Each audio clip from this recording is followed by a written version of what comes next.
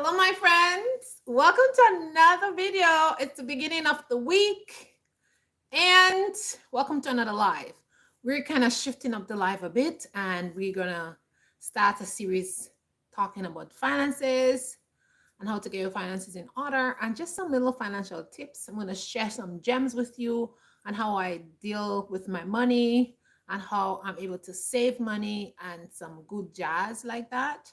So this is all we're going to be talking about for the next couple of weeks, because finances is something that everybody wants advice about. Everybody needs the financial advice, and everybody wants to keep the money in their pocket and to have some good savings and to be financially stable. So let's talk about that. I'm going to tell you all that I know.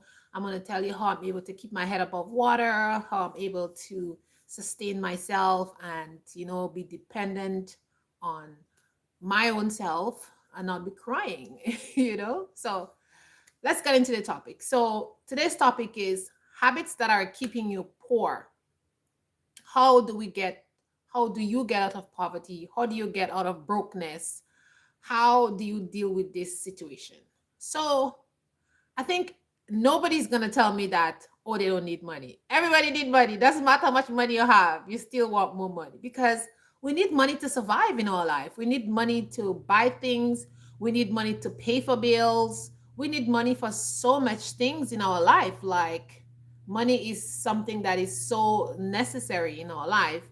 But it doesn't mean that because we need money that we should just spend money wildly, or it doesn't mean that we do have to work so hard and not enjoy our life, because uh, the problem with most people is they don't know how to manage their money.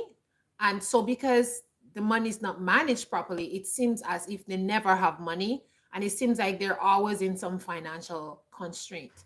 So on today's video, we're going to talk about, how we can manage our money, how we're not gonna keep ourselves in financial restraint. We're going to come up with a plan, and we're going to execute the plan, and we're going to talk about some common factors that cause people to not have money. So the first thing is gambling. Let's talk about gambling, guys. Gambling is a big thing.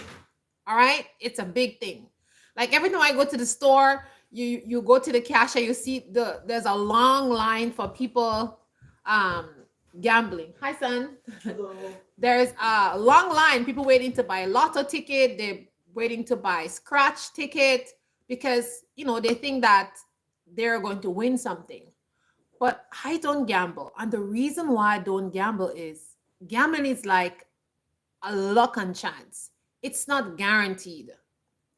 I know family members since I was a kid who are paying this $20 every week, $10 every week, $15 every week, trying to win lotto, trying to win some scratch and all that kind of things. And trust me, they never win anything. And all that money they spend over the years, had they put it aside, they would have money to do a lot of things. That money adds up. If you keep spending $20 or $15 every week on lotto ticket or scratch ticket or whatever, it adds up. $20 times 4 equal to $80.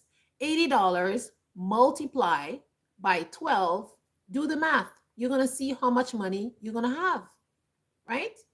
You're going to have over $3,000 at the end of the year. This is money you could have put into something for yourself. So why are you spending it? Because you see, we really don't pay attention to the money that we have. We just look at money for the present, and we don't look at future. Because something as small as gambling, it takes away money from you. And that money, if you had saved it, you would have that money to do something. It's like people don't look at like putting aside a little bit of money. If you put aside $100 every single month, at the end of the year, you have $1,200. Do you understand? $1,200. And as the years goes by, you're going to have more. $1,200 is going to become $2,400 the next year. And every year it adds up. And so that's how you accumulate money. It may seem little, but when you It's better to have it than to not have it at all. And so this is how I approach money. I put aside a little bit of money every month, and I try not to spend money on things that it is not necessary, because I look at the small numbers. The small numbers bring big numbers. And a lot of people need to start looking at the small numbers and stop concentrating on the big number. So for me, playing the lotto is a wasting of time. Playing the lotto is a wasting of money. So I don't play the lotto or any other scratch game or any luck and chance game. I don't do that because I can put that money aside, and in time it's going to increase. All right. So a lot of people are spending money on all those stuff. This is a way that is getting you poor. I am telling you right now. If you decide to put that $20 every week that you're playing on lotto ticket, at the end of the month, you're going to have $80 underneath your bed, wherever you save your money, in your cash pan, in your box. I don't know where you put your money.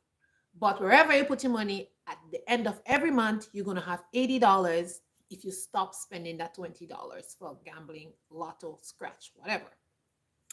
The second thing is people are spending money without a solid plan. Like when you get your paycheck, you don't have a plan for your money. You just get your paycheck and you're like, okay, I'm going to go to the grocery store. I'm going to do this. I'm going to do that. But you don't have a solid structure, a solid plan for your money. And so by having a solid plan for your money, when you get your money, you know exactly where every penny is going. So how do you have a solid plan for your money? You make a budget. It doesn't have to be an elaborate budget, but it just has to be a workable budget and a manageable budget that it's workable and the expectation is not beyond anything that you cannot manage. So for example, if at the end of the month you are working for $1,000 after taxes and everything is taken out. Okay, we're just using a hypothetical number, right? Just to make the calculation easier. So you need to know where is my money going? So I have $1,000. What am I going to do with it? And where is it going? So, for example, I'm going to spend $100 on food. I am going to spend $300 on rent. I'm going to spend $50 on shoes or whatever you're going to buy, that $50. And that is how you break down your money. Okay, I'm going to leave $20 for myself to buy some candy or whatever I like. I am going to put $50 for gas, and you break down your money like that. So you know where all your money is going. Then you say, okay, I am going to put $300 in saving, or I'm going to put $200 in saving. Like you break your money down like that, and you stick to what your budget. Like you're not going to put in $50 to buy clothes and shoes. Then you go to the store, then you pick up something for $200. Well, there goes your $200 in saving, which you're supposed to save, right? So always have a plan for your money. And when you have a plan, you're able to execute that plan. And it's like once you start planning for your money, it's like everything becomes so like in the open. It's like you just see everything. It's like a light bulb is open. When you don't have a plan for your money, you don't know what you're doing with your money, that's when the problem comes about. So have a solid plan for your money, and then you will see a big change in the amount of money that you have. So the next thing why is keeping people poor and keeping you people out there poor and other people poor is because they are spending money they don't have. You know, there's a saying that says live within your means. And I see some people are saying, oh, this live within your means is getting irritated. Yes, it is getting irritating to people because they just don't want to control the spending. They just want to spend crazy. And then they want to come and bother you and say, oh, can I borrow some money from you? And then when you say no, they get mad at you. But you should live within your means, which means that you shouldn't spend what you don't have. There is a saying in my country that you should not put your hat where your hand cannot reach. Hang your hat where your hand can reach it. Let me put up my volume. I think my volume on my phone is low. Okay. Put your hat where you know where your hand can go up there and reach it. Don't be putting it high up, then you can't reach it. You understand what it means? So a lot of people are spending money that they don't have. They are using credit cards, they are borrowing money from people, and at the end of the day, they're struggling to pay that credit card bill, or everybody's running after. I was watching a movie the other day about this man, and he just keep borrowing money from all his neighbors, and he have to hide every time he going somewhere. He's like bending down. Like, the movie was very, very funny, but he just borrowed money from all his neighbors. Every day the neighbors come to knock on his door. Oh, you borrowed some money from me, when am I gonna get it? He just keep borrowing money nonstop, because he likes to drink, he likes to buy nice things, and when he works, he just spends his money. He doesn't have like a plan for it. Even his wife and his kids, he doesn't give them a lot of money. The money that he give them for food is not even enough. And before the end of the week, his poor wife is asking, "Can I have some money?" He's like, "Okay, I'm gonna find some money." Then he go borrow money from people because to feed his family. Anyways, so that's what I'm talking about. Like, stop spending money that you don't have. The money that you have, budget it well so that all your needs can be met. And if you have too much of expenses, well, that's also is a time to look and see if those expenses that you have are really, really necessary, if they're actually a life and death situation, and those things, do you really, really need them? Because a lot of people are living beyond their means with things that they don't necessarily need. Like, you have subscriptions to things, you're like attending parties and functions, you're doing all kind of things with other people. They have money and you don't have, but you're just trying to keep up appearance, and you are suffering. So learn to say no. Say, I can afford that. I cannot do that. I cannot come to your party. I cannot attend this. I cannot give a birthday gift. You have to learn to live within your means and just say no.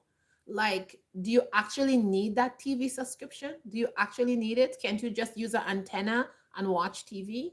Like, can't you watch TV on YouTube? Can you watch a movie on YouTube? Can you go on like those free movie sites like F movies? Can you go watch movie there? Like, there's so much free resources that are out there that you can tap into. But because society have told you, oh, this, everybody's watching that, if I don't watch that, people are going to laugh at me. Why? Oh, if I don't buy this car, if I don't have this brand of car, people are going to say, oh, we were poor. Why should that matter so much to you?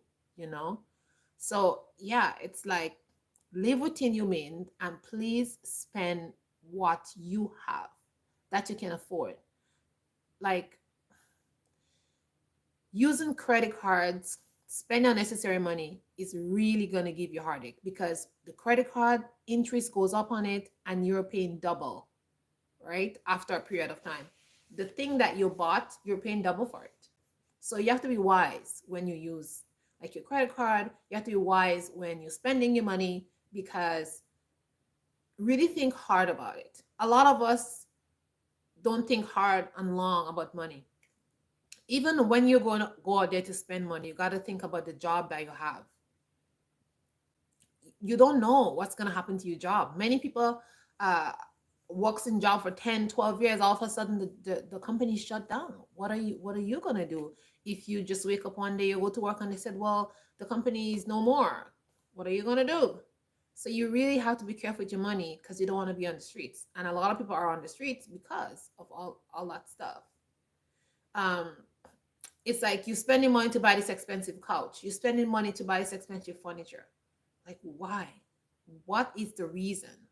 I'm gonna tell another story.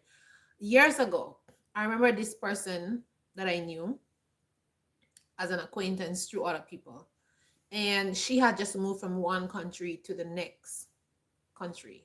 She got a job and whatever. And then that was the opportunity to, she had this nice job, and this opportunity for her to, buy some nice furniture. There, at that time, Ashley furniture was kind of very popular, and people go to Ashley and buy furniture and stuff like that. But the majority of people who are buying furniture at Ashley were like Canadian citizens. Like they had this citizenship, they lived here, they could get things on credit. And back then you could have like they had something.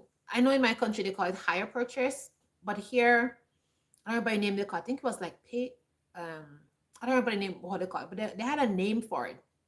But like you go to the store and you made like a down payment, and after you paid like a certain amount, the company would deliver the stuff for you, and then you just finish paying like monthly installments.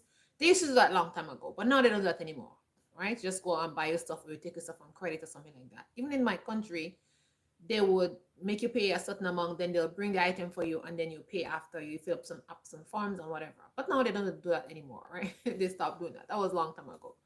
A long time ago in Canada, they did that. When I was younger, they did that. And she went to Ashley Furniture and she bought a lot of stuff in that Ashley Furniture. And she um, fixed up her apartment really, really beautiful. Her apartment looked like a show house. Now, I never been to that apartment.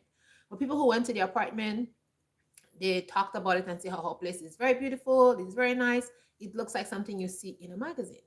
Now, sadly, this poor girl, she always wanted to have like a fantastic apartment. She just wanted to have all these beautiful things in her house. And she came to Canada. So, yeah, that was the opportunity for her to do that. But sadly, she didn't have the money for that, right? And then it so happened that all her money was being spent paying for this furniture. And the sad part is she wasn't able to save a lot of money because she was just paying for this furniture. And then in the end, she ended up having to go back to her country because things didn't work out for her. You know, she ended up overstaying her time with her visa. Her visa expired, and then a whole long story that went in it. And she ended up having to go back, basically being sent back to her country. And she left all the furniture behind. She didn't even get the opportunity to sell the furniture and all that stuff. And the landlord ended up getting the furniture. But she spent so much time paying for this furniture. And she didn't even have the opportunity to save money to go back to her own country. So that's what I'm saying, like, guys, be careful with your money. Don't be spending your money on nonsense. Don't be spending your money on things that's not going to be value to you, or in case something happens you lose it all. So just be wise when you're spending money, when you're borrowing money, when you're doing all that kind of stuff. Because this girl, if she had some sense, she came to this country, she'd have go to the secondhand store, buy some stuff, put in her house, and that beautiful job that she had, she would have been putting aside every single penny. So like what happened to her with her visa, when her visa expired, they didn't want to give her visa back again, and she had to go back. Then she would have the opportunity to be like, I don't care. I have all my money that I saved from this job that I have when I came here. And so, yeah, but now she spent the money paying for furniture, and then she go back to her country and she doesn't even have any money. I don't, so that's just sad. So be careful. The next reason what is causing people to be poor is like having large weddings. Yes, guys, weddings in this day and age is becoming like a Hollywood show.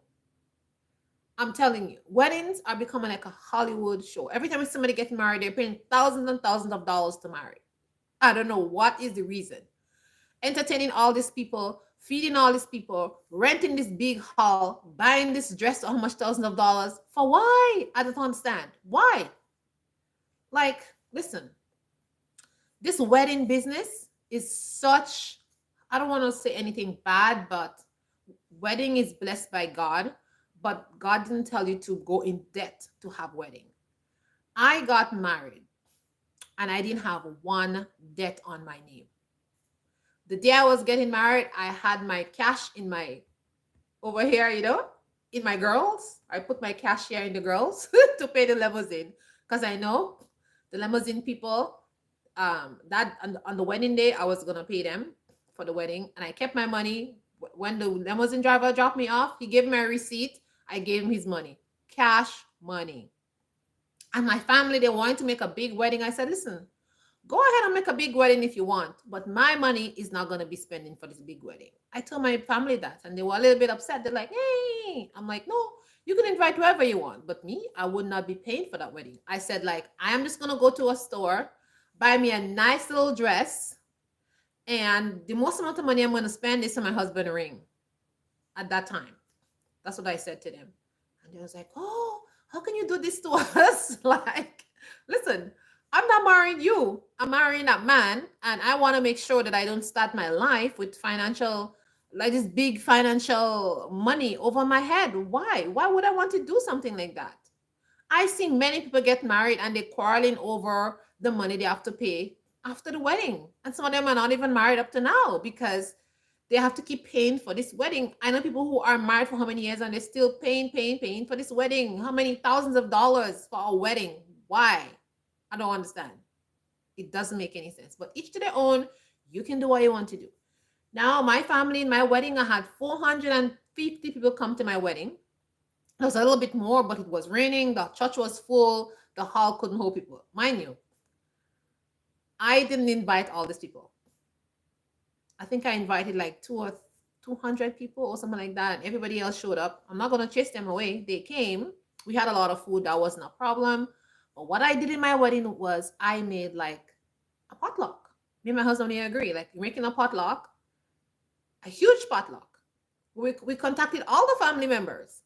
Everybody who can do something special, we can make a fantastic cake, a bread, a this, a that. That's what we did.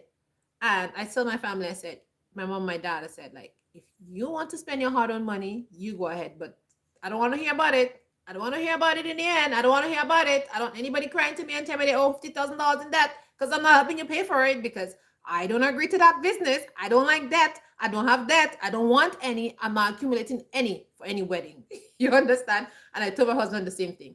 I said, if you want to go into debt, that is your business, but I would not be helping you. So you better agree from now before we get married. And thank God he agreed with me. He's like, yeah, that's a good idea. Let's just get married. Simple, whatever, whatever. If they want to do stuff, let them do it. I thank God that my husband agreed with me in that thing. So he invited his immediate friends, whatever, whatever. And we didn't do this shabang wedding. But in the end, when everybody was seeing like this couple, they're like, they're not gonna do what the family says. So my mom, my dad, they bought the dress, they go all out and they do their stuff. But I warned them, I said, don't you dare tell me about that stuff because I wanted to buy this nice little cute little dress and my nice little shoes and a nice little veil on my head, which is gonna cost me like less than $150. I'm telling you, I am telling you. My friend had gotten married, and we went to this cute little store. We bought a beautiful white dress for $20, like $20, a nice dress with frills and layers and whatever. And we paid like $20 plus tax for the dress, brand new.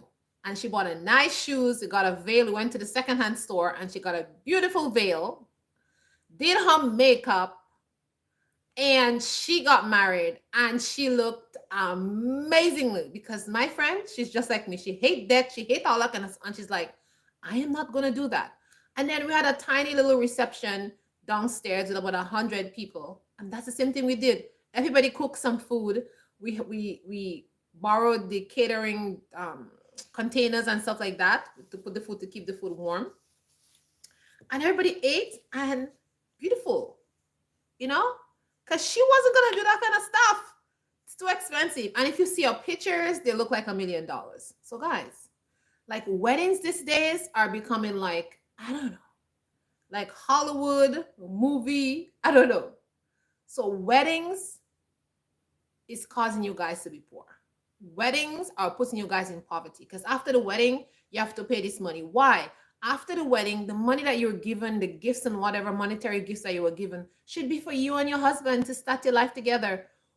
In our wedding, we use our money to buy our first car.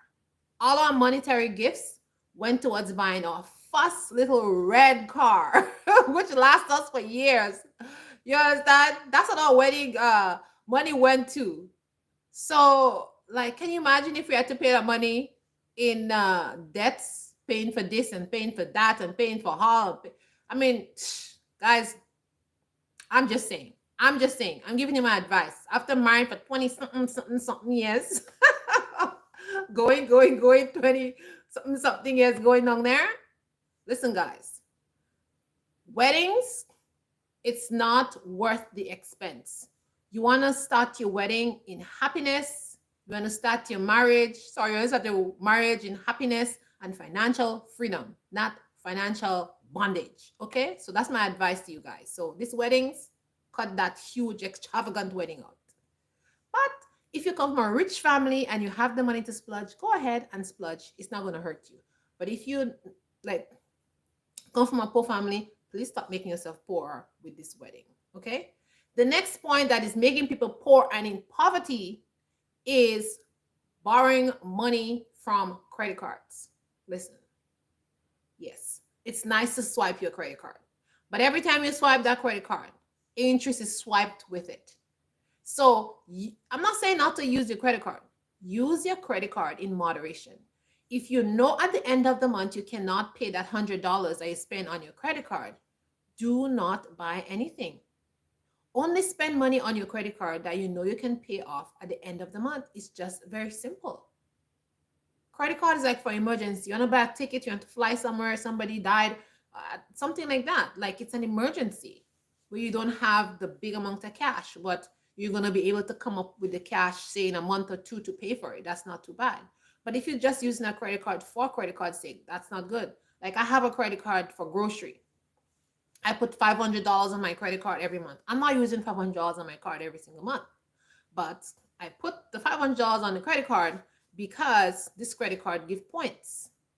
And every time I use that card, I'm going to get points. But you see what I'm doing? I'm putting $500 on the credit card. I am not taking out, I'm not using the money that's on the credit card. I am putting my own money on the credit card. So I am at a credit. That's what I am doing. So that's a smart way you can save your money and you can not spend money on your credit card, right? So if you have a credit card and it has zero balance on it, right? Say you have a credit card for like $2,000, $3,000, whatever, however amount, and you're thinking of buying some stuff or whatever in the near future or something, you just go on the credit card and you put your own money. Yeah, you can do that. They will just credit you. So that credit money that's on it, it's your money. And when you're ready to buy that stuff, you buy it. Or you can just start saving that money up in advance, use the credit card, and then just go pay for it at the end of the month. It's very simple. And I know you may say, well, what's the point of the credit card? Credit card is for when you're in a jam. Credit card is for emergency. Sadly, people are not using credit cards for that. They're using just credit card anyhow, up, down, center, right, and left. Then they're crying when they have credit card debt. Well, you put yourself in that debt because you're the one who spend the money that's on it. Okay, so be wise. The next reason that is keeping people poor and in poverty is working for others, like not having a multiple stream of income. Yep. So I know, most people have a 9-to-5 job and you go to your job and that's about it. But let me tell you guys something. Early in my life, I realized something, that having one stream of income, it's not always the best. It's not always, because jobs are not reliable. You need to have some side hustles. You need to be doing something on the side to have some kind of money in case disasters strike. And I don't know who told me I don't know if anybody spoke to me about it, or I read something, or I just came up with my own intuition, but I don't remember.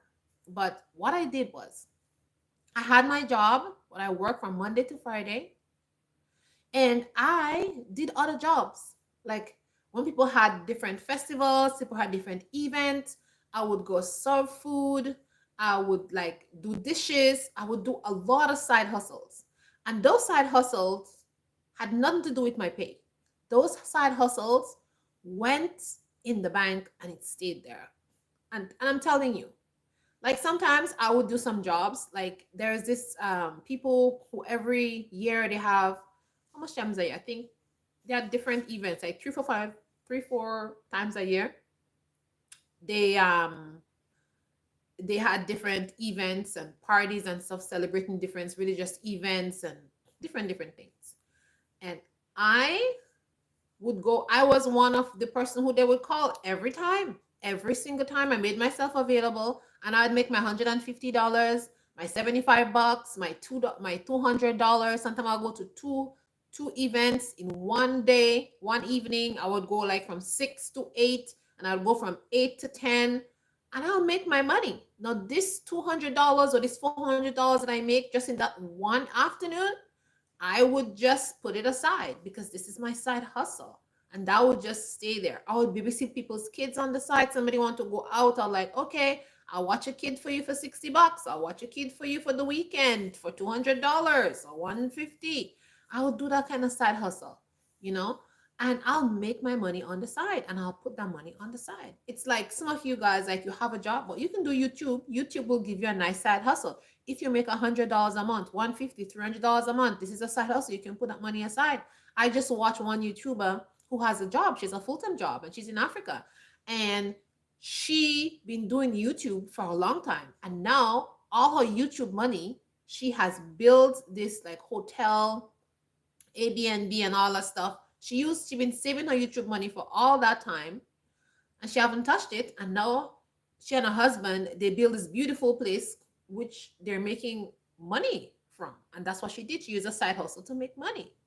And you may have a job, you have land. You can use your land. You can plant tomatoes, you can plant vegetables, you can sell that on the side, right? When I was living in Grenada, we had our land, we would sell peppers and different things in the market. We give our neighbor, and our neighbor would take it to the market for us and sell it for us. And that was a side hustle. I had a job, I was working, but that was our side hustle. We got that money, and that money was put aside there if you want to buy meat, if you want to buy other things. But when money run low and you need money for other things, this money comes in handy. And a lot of people, they just go to work and they don't think about side hustle. And side hustle doesn't have to be anything like amazing. It doesn't have to be anything hard. You just have to be something very simple, something that you can do in 1 or 2 hours, something you can do in an hour, maybe something you can do once on the weekend, on a Sundays. It doesn't have to be like 5 days a week. But I'm telling you, the money adds up. It adds up. If you decide to walk people dog, for example, say 3 days a week, you walk somebody dog for $50, right? Each dog that you walk for $50, you get $150 a week. Add that up for the month. You're gonna have a nice little chunk of money put on the side there. People don't pay attention to side hustle. You just go to work in this job and come back and like you're not thinking. So I'm here to tell you guys to think. Okay, think about side hustles. Think about, there's so much side hustles out there that you can do. You can sell something. You can sell secondhand clothing. Like you can do antique selling. You can go to the thrift store. You can sell your antique thing. Like I'm working and I'm still doing my soap business. I sell soap on the side. I have my soap business going. Like there's so much things that I do. I make clothes for people. I put fringes on things for people. Like I do so much side hustle. Like I just made a $50. Somebody want me to put some fringes on their clothes for them. Like I just made a $50. You understand? That's another side hustle. So like you can do so much side hustles, and you're not thinking about it. You have to find some ways to get yourself out of poverty. I know another person who picks up scrap. Like he has a job, but he got a truck and he goes around and he picks up scrap and he goes to the scrap yard and he sells his scrap. And he tells me that the money that he makes from scrap, every single summer, him and his wife go on vacation. They use that money to go on vacation. They have a beautiful vacation every year just using the money that they collect from scrap. These are side hustle. He has a job. He's not even touching his salary. Like going in the afternoon with your kid or your wife or whatever and pick up scrap metal and just going, like that's so easy. Like if you live in a country and they have those bottles that you could collect, like the cans or the wine bottles. They're 10 cents a bottle. Some of them are 15 cents. I think the cans are 5 cents or 8 cents now they bring it. But you can collect cans. You can collect cans. I see a little Chinese lady in my area, And she walks around with she have a glove in her hand and she has a little stick and she goes in the garbage and she takes out the can and she puts it in her plastic and she goes with it. She sells those things and she makes a little money. You may make a $5, you make a $10, but those things add up. These are side hustles, guys. Stop keeping yourself poor. Use your brain and do things. All right. Those habits that are keeping you poor, get rid of them and get new ones that will take you out of poverty state. Another thing that is keeping people poor is procrastinating with your finances. Oh, I'm gonna change my behavior. I'm gonna change my spending habits next month. You know that nice shoe I just needed that shoe. I wanted that shoe for so long. I was eyeing it for months. Finally, I had that money. I can go buy it. Why? Why? You have 20 shoes in your closet already. Like you don't really need that shoe. What you need is to put your money away and save it for a rainy day. Because in this economic times, you don't know what is happening. This place is so unpredictable. You cannot tell when everything is going to come crashing down. And what are you going to do then? What are you going to do? What? I can count on my finger, my 10 fingers. How many people have lost their jobs? How many people don't have a job? How many people are like in financial straits? I was just talking to somebody just the other day and she was explaining to me, she's like, oh my gosh, things are so expensive. I have a job and I can't even afford certain things. I'm like suffering. You understand? You need to keep your money in your pocket and make some different choices because all those things that you're doing is really keeping you poor and you really need to stop. Stop procrastinating with your finances. Sit down, make a budget, sit down, uh, see all the things that are in your home that you don't need. See all the services that you're, um, what do you say? The inscriptions, those things that you subscribe to, whatever they're called. Get rid of them. All the extra things that you're doing, get rid of it. The things that you're buying that you really don't even eat, they just stay in the fridge and they just spoil. Why are you buying them? Why? Nobody's eating them anyways. Stop buying them. Look at your grocery bill and see how much thing has you thrown out at the end of the week or the end of the month. You know how much food is spoiling in your fridge because you're wasting money. A lot of people go to the grocery store and they buy stuff and they don't need it. Honestly, a lot of money is wasted. I always tell my kids, I said, you see, when you throw that out, this is my dollar you're throwing the garbage. Wasting food is like throwing money outside or it's like throwing money in the toilet and flushing it. So please do not waste food. I tell my kids that, and I that is in my head, in my mentality. Every time I see something spoil with, I'm like, oh my goodness, that cost $5. I just throw away $5. And I get really upset at myself. So my goal is to not waste food. When I cook food and I know we're not going to eat it, I quickly get containers and I separate it and I put it in the fridge and I make a meal out of it because I don't want it to spoil. If I have fruit and I see the fruit is going bad a little bit, I'm like, okay, let me cut out the pieces that are not good.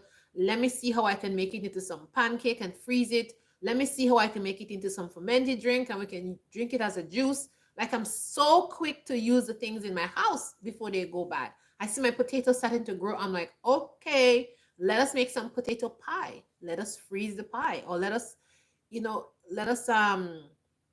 make potato cubes. Let me store it in the freezer. Like look at what is happening in your house. See what's in your cupboard and use those things and do not make your money waste. All those things, when you don't pay attention to it, it is making you poor. It's making you cry at the end of the month. It is making you look at your financial statement and like say, what happened to my money? What is happening to my money? The another thing that is keeping people poor and in poverty is where you are living. Like the place that you're renting. Like, listen, I know rent is not cheap. I know like prices are really, really high and everything like that. But your living situation has to change because if you are working and more than half of your money is going to rent, this is not good. I'm telling you right now, it is not good. When you work, half of your money should not go to rent. Seriously. Should not. And I told that in a video before. It should not. You should try to find the cheapest place ever possible that you can rent. The cheapest place possible. And that's what it is. Especially if you're living on your own and you don't have a spouse or you're not married or something like that. Rent can be so high, and that can really take a big chunk of your money and not leave you with a lot of money at all. So be very careful the location that you pick to live, the apartment that you decide to rent, or the house that you decide to buy, because some people, they live in beautiful houses, but they hardly have any money at the end of the month.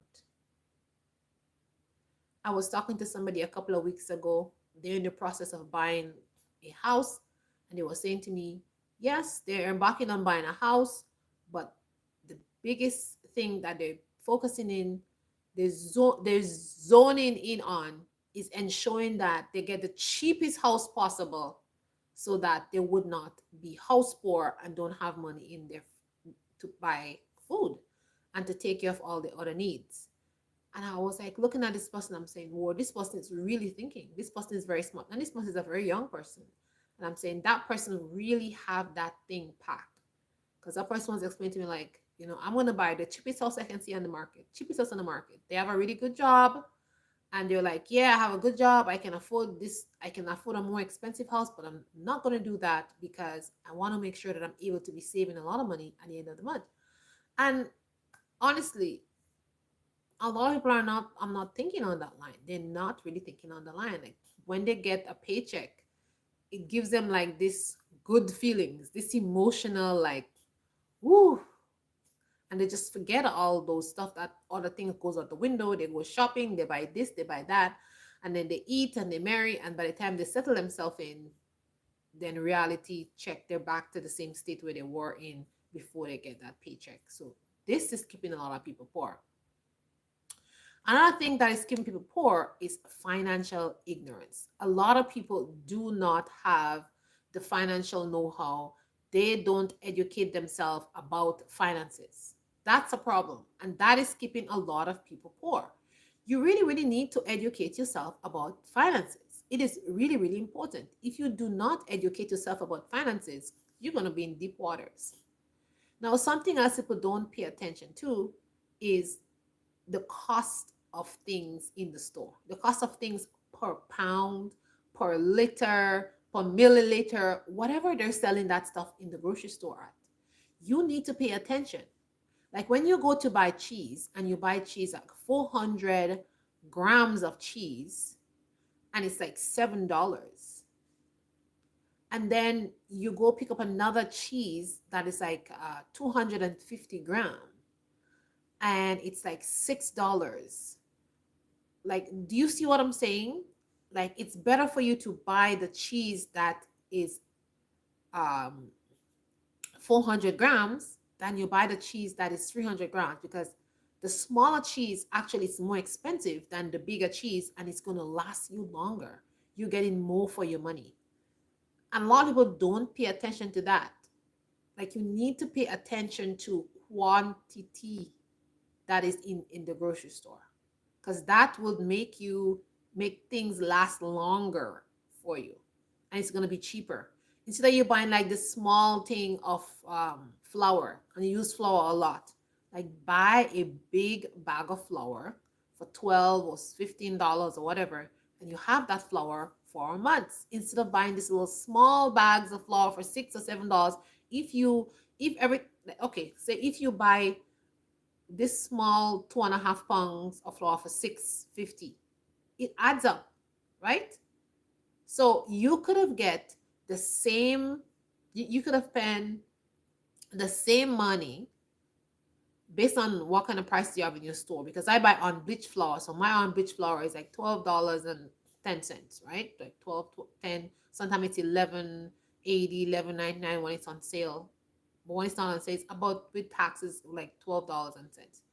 So you're buying that flour for $6.10. Sometimes the flour is at $7, so like that 2 kg. And that's for two two small tiny bags of flour when you can get this. The one that I buy is like 18 kg. I buy 18 kg for $12 and cents. Do the math, guys. Do the math. And I have this flour for months. If I buy that small thing of flour, I'll be spending like 3, 4 times the amount. So you guys are not really paying attention to what you're buying in the store either when it comes to food and grocery. Like when it comes to meat, like are you looking at the prices per pound of the meat, per grams? Are you looking at that? So that is how I'm able to save money, because when I go to the store, I'm looking at per gram, I'm looking at the size of the thing I'm buying and all that stuff. And I'm comparing prices and I'm seeing which one is going to last me longer. So that's going to keep my money in my pocket, right? And you have to pay attention to that. And a lot of these things are keeping you poor, because I see many people are complaining, oh, they go to the grocery store and they spend $100. And it's like they didn't buy anything. But what did you pick up in the store? What? You understand? What? Because I go to the grocery store and I pick up things and it's able to last my family for a while, because I'm very, very strategic when I go to the store. Very, very strategic. I look at the price per pound for every single thing. And if the price doesn't match what I want, I move on to something else. And another thing is, because of financial ignorance, a lot of people, like, their math inclination just doesn't kick in, right? Because if you don't know certain stuff, you can't take advantage of it. You're not aware of it. It's like you're ignorant of the stuff. So if you don't know how to calculate stuff, it's not going to work. Like if you look at the cereal boxes, you'll see they have these small cereal boxes, like 350 or 200 or whatever, for like five something. But if you look at another type of cereal, it is like 450 grams of cereal, and it's cheaper. Why aren't you buying that cereal instead? It's going to last you longer. Sometimes people look at brand names and, oh, I'm not going to buy that. It's not a brand. They're all the same thing, guys. Don't be fooled. They all make up of the same thing. You're just buying the brand. Stop buying the brand, okay? Stop buying the brand. Use common sense. Use your financial, know-how, and make better decisions when it comes to like spending your money, and stop keeping yourself poor because you're giving somebody else your money because you didn't take the time to get financial smart. You're actually financially ignorant. When you're financially ignorant, you do not know the basics really about finances. You just don't know the basics. And financial ignorance doesn't just mean like just going to the store and spending money. It just covered a lot of things. It's like how to save your money properly, how to invest your money, and all that stuff adds up. Unit value, all that kind of stuff comes into financial ignorance, right? So make sure you know about unit value, make sure you know how to save your money, make sure you know how to budget properly, and all that good jazz. Something that I do is I use a combination of budgeting styles. Like, for example, I do budgeting, just regular budgeting, where you write everything down, use a spreadsheet, and you budget your stuff. And then I use the envelope budget in style. For example, money that I want to spend for myself, like my miscellaneous money that I want to buy things myself that I put aside, I use an envelope and I put the money in that. And I keep it there. I'm like, oh, I'm gonna pay myself $50 this week, or I'm gonna pay myself $100 this month, and I'm not spending all the money, but the money is accumulating, because not every week I'm gonna go out there and buy myself some fancy dinner, or I'm gonna buy myself something special. I don't need to do that, but I still allot myself that money, so I'm not like tapping into my other money that I need to do other stuff with, right? And that's the advantage of being financially smart and having a good budget and a good plan, so everything in your life is going to fall in place. Like, it's okay to have things, but you must be able to pay for that things without putting you, like, giving you a financial burden or giving you a financial stress. All right. So I use the envelope budgeting method too. And for example, my gas, I put money in an envelope and I put it in my car or in my bag. And this is the money that I allot to myself for gas. Like I used to allot myself like $75 for gas before, and now I have to allot myself 150. Most of the times I don't use 150. Sometimes I use 100. It depends on where I'm going, what I'm doing. But I have this cash money in an envelope, and I'm like, this is my gas money. I'm not using it for anything else except to buy gas, and that's what it is. Some months I'm like, I have a lot of money over for gas because I didn't use a lot of gas, so I have that money over for gas, and I'm not spending it for something else. The next month when I budget again, if I'm still budgeting my $150 and I'm adding it to that envelope. So my gas money keep going up and up and up. And so I'm able to always like keep myself above water. But if I take that gas money and I'm going spending it and buy something else, that's not a good thing. It's good to always have a surplus of things than to have not a surplus. So if you're financially smart and you get yourself knowledgeable about how to use your finances, you'll be okay. Like you wouldn't be in poverty. You wouldn't be poor all the time. You wouldn't be like living from paycheck to paycheck. You just need to understand how to spend your money and like how to realistically spend your money, because you have to be realistic in whatever you do. Some people set very high standards for themselves and it just doesn't work. It just does not work. It's like if you're a vegetarian, you've been eating vegetables and fruits and all kind of stuff all your life, and all of a sudden you decide, oh, I'm going to eat half the amount. It's not going to work. It's not going to work. You need to make some changes. Maybe you can, okay, I'll buy some cheaper vegetables. I'll take out this. I will not eat this. I will eat that. Let me see if I can find a replacement that is cheaper. You got to be very strategic. If you just drastically make changes and you don't replace it with something, then you're gonna fall back into the same method, the same rhythm, the same trap, whatever you were in. So be careful.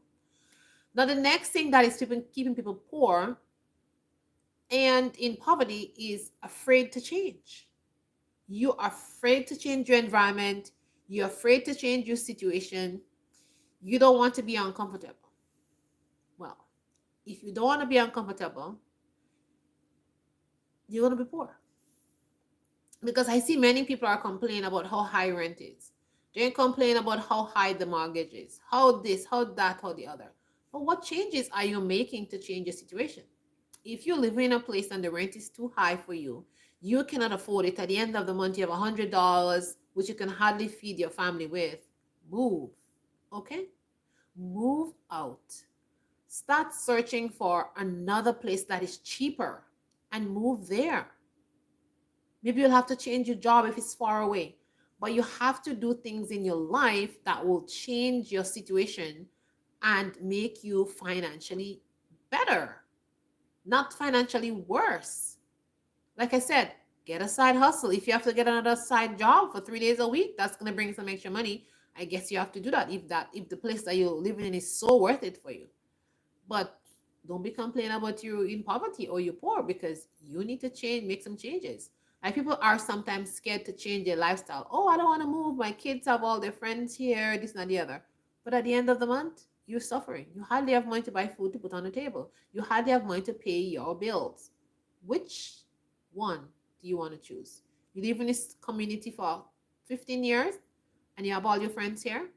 Well, if your friends love you so much, wherever you go, they're still going to be your friends and they're still going to visit you, and they're going to be happy that you're not into financial difficulty, but you're financially stable. Okay? Don't make your lifestyle and your environment cause you to be poor and keep you in poverty and living from paycheck to paycheck. Nah, it's not worth it. I won't do that. And the last thing that is keeping people in poverty is fear of missing out. Oh, you think you're gonna miss out if you don't have the best shoes. You think you're gonna miss out if you're not on social media. You think you're gonna miss out on not going to the influencers party and all that kind of stuff. My friend, stop the missing out and stop that fear. Do not allow fear to cause you to be in poverty. Do not. It's not worth it. Life is very short. Life is very simple and full of happiness. But we take on so much things in our life upon our shoulders and we make our own self unhappy. And then we're complaining, then we're struggling, then we're crying, and everything else that you could think about. Why? I do not understand. Stop looking on social media and see what other people are having or what they're doing or what they are buying. You're not missing any single thing. You're not missing a thing. All those trends that are out there, they're going to come back around. I'm telling you, all of them is going to come back around. Look, chair exercise is coming back around. You understand? All of a sudden, this person is going to be like, oh, chair exercise. Do this, you're going to get a six pack. Chair exercise have been there for years. Elders, people use that in senior homes, in old folks' residence, people who are injured, been using chair exercise to gain muscles, to build strength for years. It's a trend.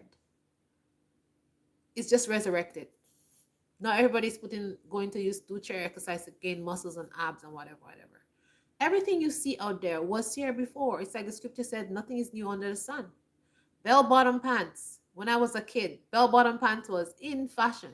Bell-bottom, everybody's wearing bell-bottom pants. See those men out there in their bell flare pants, right? Men and women. Then that fashion trend went out. Now it's back again. Like everything that goes around comes around. You look at real estate, the different things that you see in your house. This kind of shaped. I remember a couple of years ago, the furnitures that have different shapes were in fashion. When you go to people's houses, they have this furniture that have different shapes, different how you call that, different irregular shapes that you won't see like furniture having, just shapes like that.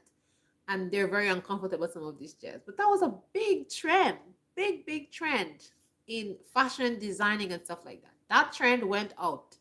Another trend came in, like circular furniture, that fluffy furniture thingy. That trend came in. Now there's a new trend that is coming in. Minimalism. Okay, that's the next trend. Before, off-grid living. Listen, my forefathers, even myself, I live off-grid for over 16 years of my life. Off-grid, no electricity. We use lanterns, we use lamp, we use torches, kerosene fridge, all that kind of good jazz. We didn't have electricity until for years. Not that we didn't want electricity or we couldn't afford electricity, we decided not to have it. So we didn't have it because, why would you want to pay a bill when you don't need it? Eventually we did get electricity, but it was years after. But we never had electricity bill to pay. And we were quite happy. We had our ice bucket. We had lots of things and we were very comfortable in our situation. So we didn't need electricity. We had our radio. I think the main thing that caused us to get electricity is like the consistent buying of the batteries. But the batteries are fairly cheap, so that wasn't like a big deal for us. But once the batteries for the radio start getting expensive, then it was going to be cheaper to get electricity, right? And at that time, the rate for electricity where we lived in my country was very, very cheap. So in the end, we decided to get electricity so we can listen to the radio. We can read up, listen to the radio. And eventually we got television and stuff like that. But that wasn't a problem. Our neighbor had TV. So if we wanted to watch any TV, we could go by our neighbor because she had electricity for a long time. But we didn't like TV so much. We liked listening to the radio, right? And the radio was a thing that we wanted to just have all the time, listen to the radio all the time, like plug the radio in, because when the battery goes, we have no radio.